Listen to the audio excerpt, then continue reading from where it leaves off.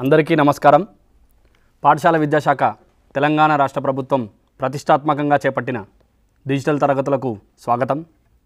పిల్లలు, ఈరోజు మనం 6వ తరగతి చుట్టుకొలతలు వైశాల్యాలు అనే అధ్యాయంలోని మొదటి భాగం పాఠం వినబోతున్నాము. మీరు మీ తరగతి గదిలో పండుగల వాతావరణప్పుడు జాతీయ పండుగలప్పుడు ఎప్పుడైనా మీ తరగతి గదిని అలంకరించుకున్నారా? ఇక్కడ ఒక పటం చూపిస్తున్నాను, చూడండి. ఈ పటంలో పిల్లలు మీకేం కనబడుతుంది? మీరు కూడా ఇలాగే మీ తరగతి గదిని ఎప్పుడైనా అలంకరించుకున్నారా? ఏం చేస్తున్నారు పిల్లలు? ఇక్కడ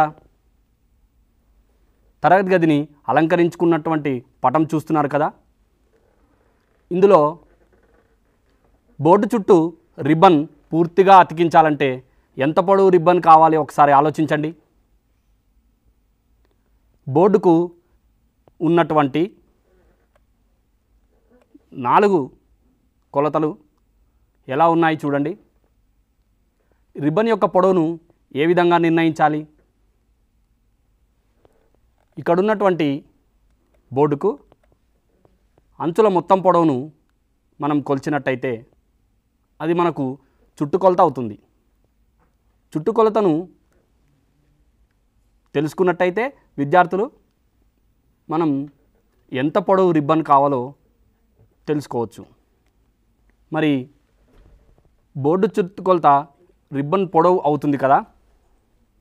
ఇందులో బోర్డు యొక్క చుట్టుకొలతను ఏ విధంగా తెలుసుకుంటారో చూద్దాం. ఇక్కడ మీకు ఒక పటం ఇవ్వబడింది, దీన్ని గమనించండి. ఈ స్థలం ఎన్ని భుజాలు కలిగి ఉంది? చూడండి. ఈ స్థలం యొక్క చుట్టుకొలతను మనం కనుక్కునే ప్రయత్నం చేద్దాం. ఈ స్థలం చుట్టుకొలతను ఏ విధంగా కనుక్కుంటారో ఇప్పుడు మనం తెలుసుకుంటున్నాం. పిల్లలు ఇక్కడ చూడండి, భూమి ఆకారంలో అంటే మొట్టమొదటి భుజాన్ని చూడండి, అది 3 మీటర్ల కొలత, దాన్ని తీసుకున్నాం. అదేవిధంగా రెండవ భుజం చూడండి, అది 1 మీటర్ ఉంది కదా. మొత్తం ఎంత అవుతుంది? 4 మీటర్లు. ఇప్పుడు మూడో భుజాన్ని కూడా నేను తీసుకుంటున్నాను. 4 + 4 మీటర్లు ఎంత అవుతుంది? 8 మీటర్లు కదా. అలాగే తర్వాత ఉన్న భుజాన్ని కూడా నేను తీసుకుంటున్నాను. ఇప్పుడు చివరగా ఉన్న 2 మీటర్లు. చూడండి, ఇక్కడ ఉన్న సంవృత పటం యొక్క భుజాలన్నిటినీ కూడినట్టయితే మనకు ఆ సంవృత పటం యొక్క చుట్టుకొలత వస్తుంది.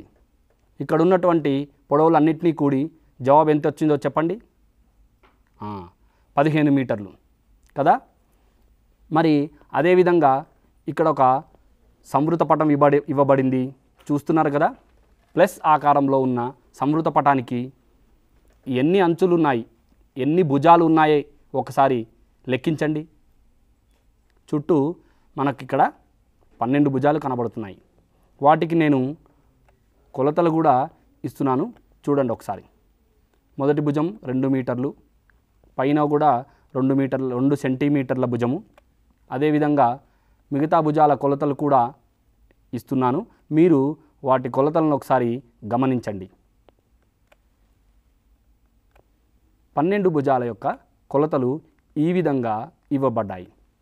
మరి ఈ యొక్క ఆకారం యొక్క చుట్టుకొలతను మనం ఇప్పుడు తెలుసుకుందాం. పైనున్న ఆకారం యొక్క చుట్టుకొలతను కనుక్కుందామా? చూడండి పిల్లలు, మొదటగా నేను ఈ కింద ఉన్న భుజాన్ని తీసుకున్నాను. దాని యొక్క కొలత ఎంత ఇవ్వబడింది? 2 సెంటీమీటర్లు. తరువాత ఉన్న భుజం చూడండి, 1.5 సెంటీమీటర్ల కొలత కలిగి ఉంది. ఈ విధంగా మూడవ భుజం 1, నాలుగవ భుజం ఎంత ఉంది? అవును, 3 సెంటీమీటర్లు. తర్వాత ఉన్న భుజం చూడండి, 1 సెంటీమీటరు. కింద వాటి యొక్క మొత్తాన్ని మీరు లెక్కిస్తూ ఉండండి. చివరగా పటం యొక్క భుజాలన్నింటినీ కొలిచేసరికి మనకు దాని యొక్క ఏం కొలత వస్తుంది? చుట్టుకొలత వస్తుంది. చుట్టుకొలతను మనం భుజాల యొక్క పొడవులన్నింటినీ కూడుతున్నాం, గమనించండి. ఈ విధంగా పటంలో ఇచ్చిన ఆకారం యొక్క కొలతలన్నింటినీ ఒక్కొక్క దాన్ని మనం కూడుకుంటూ వెళితే చివరగా మనకు దీని యొక్క చుట్టుకొలత వస్తుంది. గమనించారు కదా పిల్లలు? ఆన్సర్ నేను చెప్పకముందే మీరే ఆన్సరు కనుక్కున్నారు కదా. మొత్తం ఎంత అయింది ఇప్పుడు? అవును, 20 సెంటీమీటర్లు అయింది. మరి ఇలాంటి ఆకారం ఏదైనా ఇస్తే, వాటి భుజాల కొలతలు ఇస్తే మీరు చుట్టుకొలతను కనుక్కుంటారా? మరి ఈ ఆకారంది కనుక్కున్నాం మనం. ఈ విధంగా ప్లస్ ఆకారంలో ఉన్న సంవృత పటం యొక్క చుట్టుకొలత కూడా కనుక్కున్నాం. వీటి నుండి సంవృత పటం యొక్క చుట్టుకొలత ఏ విధంగా వస్తుంది ఒకసారి చెప్పండి. సంవృత పటం యొక్క చుట్టుకొలత కనుగొనుటకు దాని భుజాల పొడవుల మొత్తం కనుక్కోవడం అవసరమని మనం తెలుసుకున్నాం.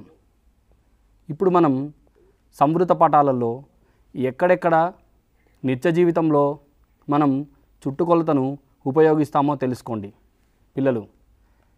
ఇక్కడున్న సంవృత పటాల యొక్క చుట్టుకొలతలతో పాటు ఈ పటం చూడండి, పై ఆకారం యొక్క చుట్టుకొలతను కనుగొనే ప్రయత్నం చేయండి. మీకు ఒక దీర్ఘ చతురస్రము, దాని 2 కొలతలు ఇవ్వబడ్డాయి. ఇలా దీర్ఘ చతురస్రం యొక్క చుట్టుకొలతను కనుక్కున్నాక చూడండి, మీ తరగతి గదిలోని టేబుల్ లేదా బోర్డు యొక్క చుట్టుకొలతలను కనుగొని మీ ఉపాధ్యాయునిచే చర్చించండి. బోర్డు ఏ ఆకారంలో ఉంటుంది, టేబుల్ ఏ ఆకారంలో ఉంటుంది, వాటి యొక్క చుట్టుకొలతలను కనుక్కోవాలంటే ఏ కొలతలను మనం కూడవలసిన అవసరం వస్తుంది? చుట్టూ ఉండే కొలతలు. మరి బోర్డు, టేబుల్ లాంటి వాటి యొక్క చుట్టుకొలతలను మీ తరగతి గదిలో మీరు కొలిచి కనుక్కునే ప్రయత్నం చేయండి. ఇక్కడ ఒక దీర్ఘ చతురస్రం ఇవ్వబడింది. ఇందులో 4 భుజాలు ఉన్నాయి కదా. ఇప్పుడు ఏ భుజాల కొలతలు ఇందులో సమానంగా ఉంటాయి ఒకసారి ఆలోచించండి పిల్లలు. మనం బోర్డుని, టేబుల్ని, పుస్తకం పై భాగాన్ని, డస్టర్ యొక్క పై తలాన్ని, ఇలాంటి వాటన్నిటిని గమనించి అందులో ఏ కొలతలు సమానంగా ఉంటాయో ఒకసారి ఆలోచించి చెప్పండి చూద్దాం. ఇక్కడ ఉన్నటువంటి ఈ దీర్ఘ చతురస్రం యొక్క పొడవు చూడండి, కింద ఒక పొడవు, పైన ఒక పొడవు, అవి 2 సమానంగా ఉండడం మీరు గమనిస్తున్నారు కదా. ఇప్పుడు మనం ఈ దీర్ఘ చతురస్రం యొక్క చుట్టుకొలతను కనుక్కునే ప్రయత్నం చేద్దాం. చుట్టుకొలత, దీర్ఘ చతురస్రం యొక్క చుట్టుకొలత ఏమై ఉంటుంది? ఒకటి పొడవు, రెండోది పొడవు, పైన కింద ఉన్నాయి 2 సమానంగా ఉన్నాయి. అదేవిధంగా ఇప్పుడు చూడండి వెడల్పు, ఇక్కడున్న వెడల్పు, ఈ 2 కూడా సమానంగా ఉండడం మీరు గమనిస్తున్నారు కదా. అవి 2 సమానంగా ఉన్నాయా? అయితే ఎన్ని వెడల్పులు ఉన్నాయి? అవి కూడా 2 వెడల్పులు ఉన్నాయి. అప్పుడు దీర్ఘచతురస్రం యొక్క చుట్టుకొలత ఏమైంది చూడండి, పొడవు ప్లస్ పొడవు, అదేవిధంగా వెడల్పు ప్లస్ వెడల్పు. పొడవును మనం ఇంగ్లీష్లో లెంత్ అని, కాబట్టి మొదటి అక్షరం ఎల్ చేత సూచిస్తామని మనకు తెలుసు. ఇక్కడ పొడవును మనం ఎల్ చేత సూచిస్తే పొడవు బదులు మనం ఎల్ని, అదే రెండోసారి మళ్ళీ పొడవు బదులు మళ్ళీ ఎల్ని, అదేవిధంగా వెడల్పును బ్రెడ్త్ అంటే మొదటి అక్షరం బి చేత సూచిస్తే వెడల్పు బదులు బి అనే అక్షరాన్ని, మరి ఒకసారి వెడల్పు బదులు బి అనే అక్షరాన్ని సూచించినట్టయితే దీర్ఘచతురస్రం యొక్క చుట్టుకొలత ఏమైంది? ఇప్పుడు పొడవు ప్లస్ పొడవు ప్లస్ వెడల్పు ప్లస్ వెడల్పు, L plus B plus B. దీర్ఘచతురస్రం యొక్క చుట్టుకొలత 2L ప్లస్ 2B అవడాన్ని గమనించారు కదా. సూత్ర రూపంలో రాయండి. ఇప్పుడు దీర్ఘచతురస్రం యొక్క చుట్టుకొలతకు సూత్రం 2 × L + B నేర్చుకున్నారు కదా. మరి దీర్ఘచతురస్రం యొక్క చుట్టుకొలతను ఇప్పుడు మనం ఉపయోగించి ఏదైనా దీర్ఘచతురస్రం యొక్క చుట్టుకొలతను కనుక్కుందాం. చూడండి, ఇక్కడ ఒక దీర్ఘచతురస్రం యొక్క పొడవు 4 మీటర్లు గాను వెడల్పు 2 మీటర్లు గాను ఇవ్వబడింది. ఇప్పుడు దీని చుట్టుకొలత ఏమై ఉంటుంది? దాని జవాబును మీరు మీ తరగతి గదిలో చర్చించండి. పొడవు 4 మీటర్లు, వెడల్పు 2 మీటర్లు. అదేవిధంగా మనకు మరి ఒక మాదిరి ప్రశ్నను పరిశీలిద్దాం. పిల్లలు, ఒక దీర్ఘచతురస్రం యొక్క చుట్టుకొలత 76 సెంటీమీటర్లు, దాని పొడవు 26 సెంటీమీటర్లు అయినా వెడల్పు కనుగొనుము. సమస్యను నేను మరి ఒకసారి చదువుతున్నాను, వినండి. ఒక దీర్ఘచతురస్రం యొక్క చుట్టుకొలత 76 సెంటీమీటర్లు, దాని పొడవు 26 సెంటీమీటర్లు అయినా వెడల్పు కనుగొనుము. ఈ ప్రశ్నలో మనకు ఏమి కనుక్కోమన్నారు? అదేవిధంగా జవాబు కనుక్కోవడానికి ఇవ్వబడ్డ సమాచారం ఏమిటి? ఒకసారి ఆలోచించండి. ఇచ్చిన అంశాలని మరియు కనుక్కోవలసిన అంశాలని మనం విశ్లేషిస్తే జవాబును సులువుగా కనుక్కోగలుగుతాం. ప్రశ్నలో ఇచ్చిన విలువలు: 1 చతురస్రం చుట్టుకొలత, 2వది దాని పొడవు. కనుక్కోవాల్సింది ఏంటి? ఇక్కడ దీర్ఘచతురస్రం యొక్క వెడల్పు. దీర్ఘచతురస్రం పొడవు ఏమో 26 సెంటీమీటర్లు గాను దాని చుట్టుకొలత 76 సెంటీమీటర్లుగా ఇవ్వబడింది. మనల్ని వెడల్పు కనుగొనమనడం జరిగింది. ఈ 3 అంశాలు దీర్ఘచతురస్ర పొడవు, వెడల్పు మరియు చుట్టుకొలతల మధ్య ఏదైనా సంబంధం ఉందా? ఆలోచించండి. దీర్ఘచతురస్రం యొక్క చుట్టుకొలతకు సూత్రంలో ఏ విలువలు ఇవ్వబడ్డాయి?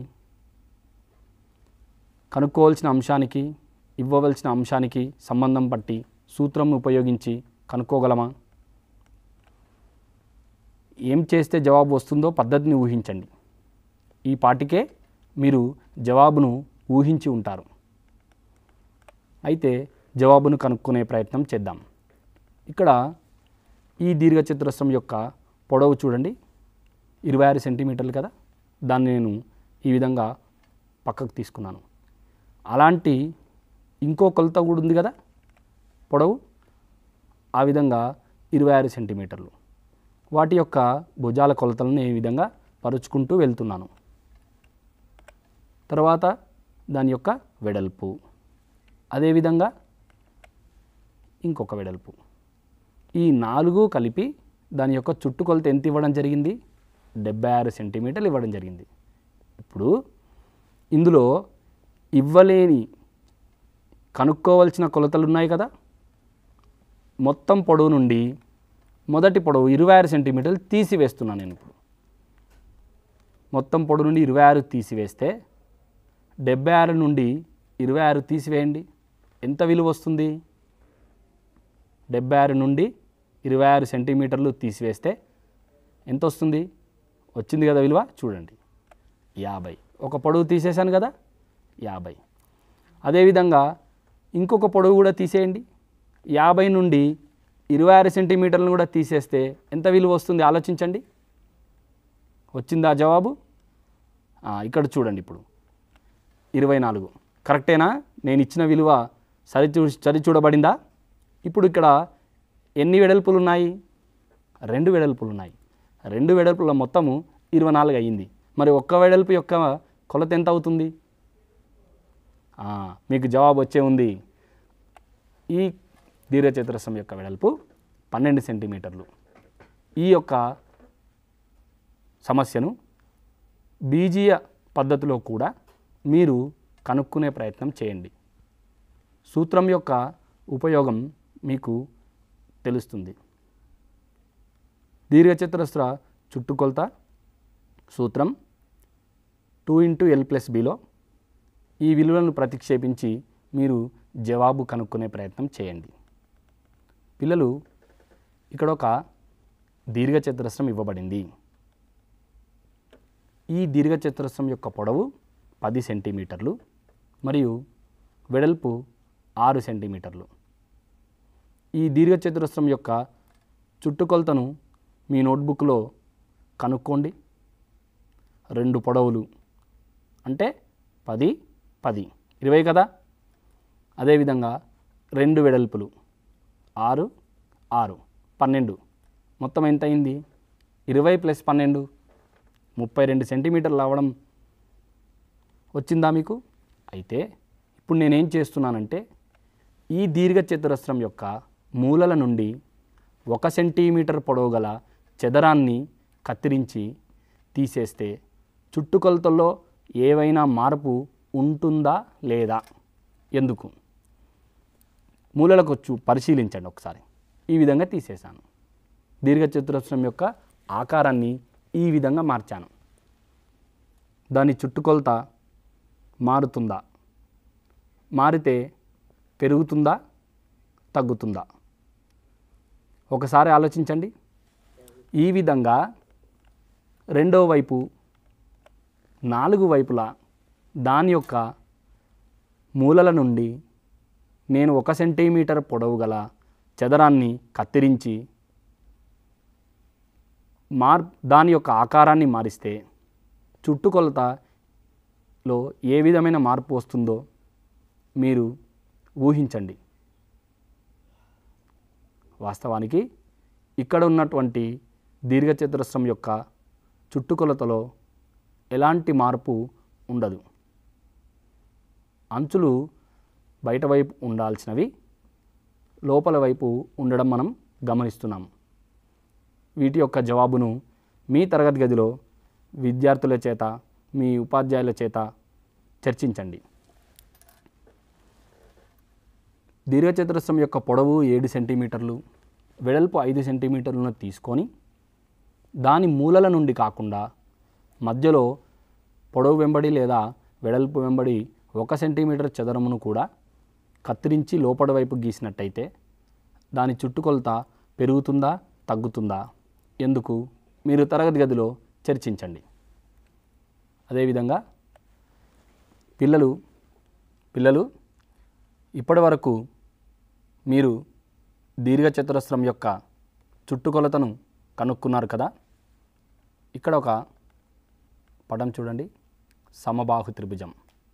సమబాహు త్రిభుజం అంటే 3 భుజాలు సమానంగా ఉన్నటువంటి త్రిభుజం. దీని చుట్టుకొలత ఒకసారి ఊహించండి. మొదటి భుజం కొలత ఒకవేళ 4 సెంటీమీటర్లు అయితే మిగతా 2 భుజాల కొలతలు ఏమై ఉంటాయి? 4 సెంటీమీటర్లే అవుతాయి. ఎందుకు? అది సమబాహు త్రిభుజం. అన్ని భుజాలు సమానంగా ఉంటాయి కాబట్టి. దీని యొక్క చుట్టుకొలతకు మనం ఎన్ని భుజాల కొలతలు కూడవలసిన అవసరం ఉంది? 3 భుజాలు. ఈ యొక్క ఆకారం పేరు చతురస్రం కదా. దీంట్లో ఎన్ని భుజాలు ఉన్నాయి? 4. ప్రతి భుజం కొలత ఏ విధంగా ఉంటుంది? సమానంగా ఉంటుంది. మరి దీని యొక్క చుట్టుకొలతను చూడండి. 4 భుజాల యొక్క చుట్టుకొలతలను మనం కూడవలసిన అవసరం ఉంటుంది. అన్ని భుజాలు సమానంగా ఉన్న బహుభుజిని ఏమంటాము? క్రమ బహుభుజి అంటాము. ఇక్కడ క్రమ పంచభుజి చూడండి. ఇది క్రమ పంచభుజి అయితే దీని యొక్క చుట్టుకొలతకు ఎన్ని భుజాల పొడవులను మనం కూడవలసిన అవసరం ఉంటుంది? 5 భుజాలు. ఒకవేళ 6 భుజాల క్రమ బహుభుజి అయితే ఆ బహుభుజి పేరేంటి మీకు తెలుసునా? క్రమ షడ్భుజి. క్రమ షడ్భుజి యొక్క చుట్టుకొలతకు ఎన్ని భుజాలు కూడవలెను? ఒకసారి ఆలోచించండి. 6 భుజాల యొక్క కొలతలను మనం కూడవలసిన అవసరం ఉంది. పిల్లలు, క్రమ పంచభుజి, క్రమ షడ్భుజి, అదేవిధంగా 7 భుజాలు ఉంటే క్రమ సప్తభుజి, అష్టభుజి, ఈ విధంగా మనం ఒక పట్టిక రూపంలో రాసుకున్నట్టయితే చూడండి పిల్లలు, సమబాహు త్రిభుజం యొక్క భుజాల సంఖ్య 3, చుట్టుకొలత 3 ఇంటూ భుజం పొడవు. చతురస్రం యొక్క చుట్టుకొలత 4, 4 ఇంటూ భుజం పొడవు. క్రమ పంచభుజి 5, 5 ఇంటూ భుజం పొడవు. ఈ విధంగా 6 భుజాలు ఉంటే 6 ఇంటూ భుజం పొడవు. మరి 7 భుజాలు ఉంటే 7 ఇంటూ భుజం పొడవు. ఒకవేళ n భుజాలు ఉన్న క్రమ బహుభుజి యొక్క చుట్టుకొలత చెప్పండి సూత్రం. n భుజాలు ఉన్నట్టయితే ఆ క్రమ బహుభుజి యొక్క చుట్టుకొలత ఈ పాటికే మీరు ఊహించుంటారు కదా. అవును, n ఇంటూ భుజం పొడవు. వెరీ గుడ్ పిల్లలు. ఇప్పుడు మనం దీర్ఘచతురస్రము మరియు చతురస్రం లాంటి క్రమ బహుభుజుల చుట్టుకొలతలను చూసి ఉన్నాం కదా. అయితే మీకు ఒక చిన్న పరీక్ష చూడండి. ఇక్కడ నేను 2 ప్రశ్నలు మీకు ఇస్తున్నాను. మీరు వీటిని మీ నోట్బుక్లో రాయడానికి ప్రయత్నం చేయండి. చిన్ను 8 మీటర్ల భుజం గల చతురస్రాకార బాట చుట్టూ పరిగెడుచున్నాడు. బిట్టు 10 మీటర్ల పొడవు 7 మీటర్ల వెడల్పు గల దీర్ఘచతురస్రాకార బాట చుట్టూ పరిగెడుచున్నాడు. ఒక చుట్టూ పూర్తయ్యేసరికి ఎవరు ఎక్కువ దూరం పరిగెడతారు? అదేవిధంగా రెండో ప్రశ్న చూడండి. 24 మీటర్ల చుట్టుకొలత గల క్రమ బహుభుజాలను కొన్నిటిని గీయడానికి ప్రయత్నించి వాటి భుజాల పొడవులను కనుక్కోండి. వీటిని మీ నోట్బుక్లో సాధించి మీ టీచర్ చేత చర్చించండి. పిల్లలు, ఇప్పటి వరకు మనం చుట్టుకొలత అనే భావనను పరిశీలించాం కదా. మరి నిత్య జీవితంలో మనం ఈ చుట్టుకొలత భావనను ఎక్కడెక్కడ ఉపయోగిస్తాము? అదేవిధంగా చుట్టుకొలతను ఉపయోగించి ఏ ఏ కొలతలను మనం తెలుసుకుంటాం? మరి మీ ఇంట్లో కానీ మీ పాఠశాలలో కానీ ఎక్కడైనా చతురస్రాకారంగా ఉన్నటువంటి వస్తువుల చుట్టుకొలతలను ఇప్పుడు మీరు కనుక్కోగలరా? అయితే చుట్టుకొలత భావనపై మీరు చిన్న కృత్యాన్ని నిర్వహించండి. ఏంటంటే, సమాన చుట్టుకొలత ఉన్న వివిధ రకాల ఆకారాలను పరిశీలించి ఒకే చుట్టుకొలత ఉన్న అన్ని రకాల ఆకారాలలో ఏ వస్తువు పెద్దదిగా ఉంటుంది, ఏది చిన్నదిగా ఉంటుంది ఆలోచించండి. ఈ ఆలోచన మీకు తరువాతి భావనకు పునాదిగా నిలుస్తుంది. పిల్లలు, ఈ భావనపై మీ పుస్తకంలోని ఇవి చేయండి, ప్రయత్నించండి, అదేవిధంగా అభ్యాసంలోని సమస్యలను సాధించండి. వాటి సహాయంతో కొత్త సమస్యలను సృష్టించే ప్రయత్నం చేయండి. మీరు మీ యొక్క నిర్మాణాత్మక మూల్యాంకనంలో మొదటి అంశమైనటువంటి కొత్త సమస్యల సృష్టీకరణ, కొత్త సమస్యల తయారీకి ఈ యొక్క భావనను ఉపయోగించి వివిధ రకాల సందర్భాలను ఊహించి కొన్ని ప్రశ్నలను తయారు చేయండి. ప్రాజెక్టు వర్క్, కృత్యం లాంటి వాటిని చేయడానికి ప్రయత్నం చేయండి. ఓకేనా పిల్లలు? డిజిటల్ తరగతిని వీక్షించినందుకు అందరికీ కృతజ్ఞతలు.